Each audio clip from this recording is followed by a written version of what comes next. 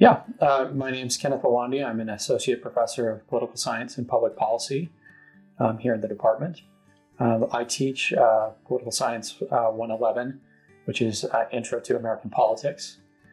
That's our gateway class to all the upper level courses.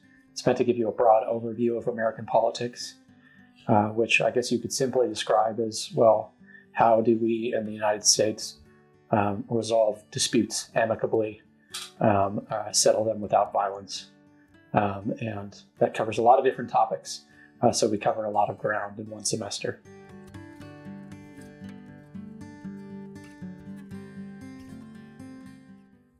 Yeah, I'm from Burbank, California, originally. Since then, though, I've lived in Waco, Texas, Charlottesville, Virginia, St. Louis, Missouri, Princeton, New Jersey, and then finally in Ann Arbor. Along the way, I was getting an undergrad degree in Texas, had my graduate degree in Virginia, and then had a couple of early jobs before I finally came to Ann Arbor to join the department back in 2018.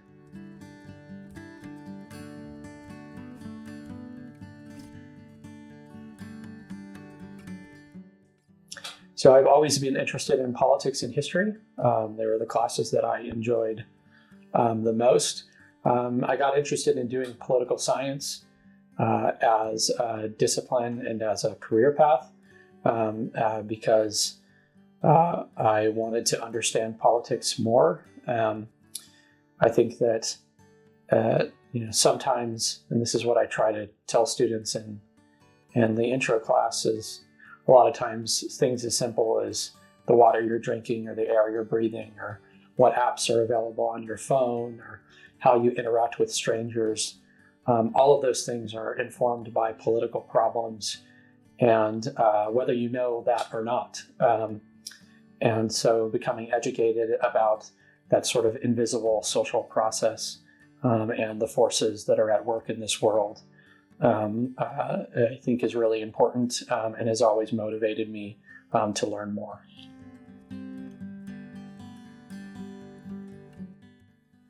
So I like introducing these topics to students for the first time. I like telling them stories about the kinds of things that I've come across in my research. Oftentimes, we as academics, we spend a lot of time alone in our office, going through data, doing a lot of reading through documents, and we will come across something that no one has ever seen before.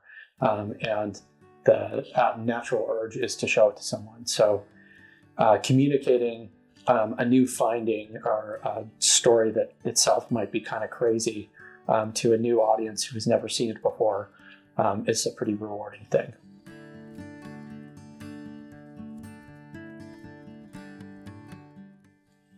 So I have a book coming out in the fall on the presidency. I've studied the presidency now since I was in graduate school, and I think it's one of the most popular topics for your rank and file American to talk. Like, everybody has an opinion about the American presidency, about the current president, about the former president. There's no shortage of controversies there, but to take that topic and to bring a scientific perspective to it, right? To tell people that you could learn something with something that approximates the scientific method, I think is really important. And I have a lot to say and to teach people about that because I'm so invested in that topic. So I enjoy that quite a bit.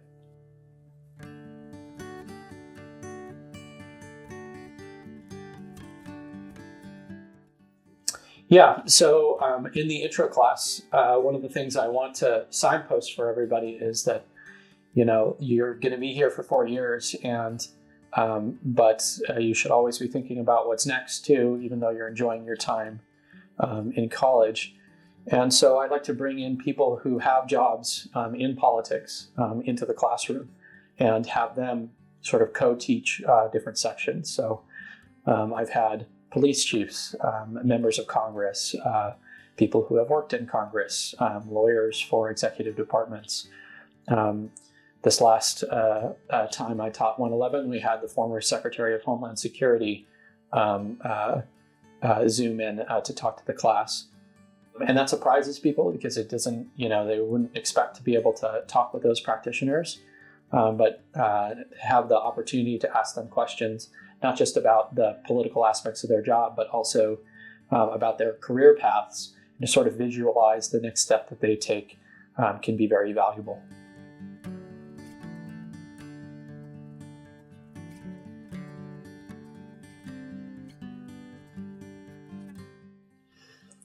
If you're thinking about just the fall, the presidential election that's going to happen in November, there will be no shortage of perspectives about how the campaign is going, who's going to win, when the victor is announced, why they won, and a lot of it will be noise. And one of the things that's great about social science classes like ours is it allows you to cut through that noise and find out who is really just telling stories that might be self-serving or for entertainment, and who is actually explaining the things that we observe.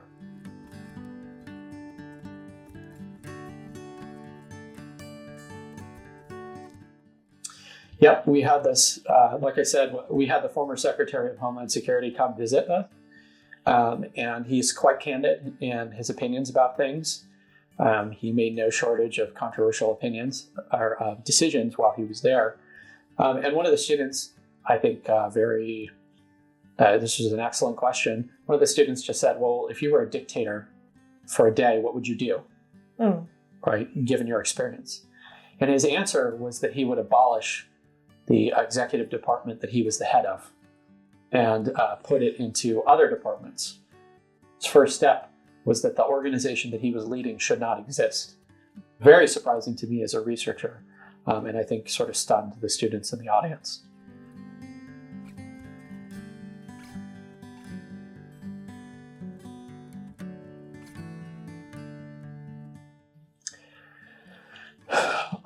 I hope mostly that the students will come away with a sense of wonder about politics, that they will come away more interested and more curious about the topic. I think that a lot of times people sort of enroll in classes because they are requirements. There's some sort of distributional requirement for their major, and so they have to take this class. And they sort of have it on the sidelines. But for me, the most rewarding thing is when we have a student who maybe thought they were going to major in economics, or even someone who's taking classes at the architecture school, or someone who is going to do comp sci. Someone like that who then realizes, well, I could apply some of that same skill set to the study of politics. I think is right where we want to be as a department, and the kind of intellectual experience that we want to give.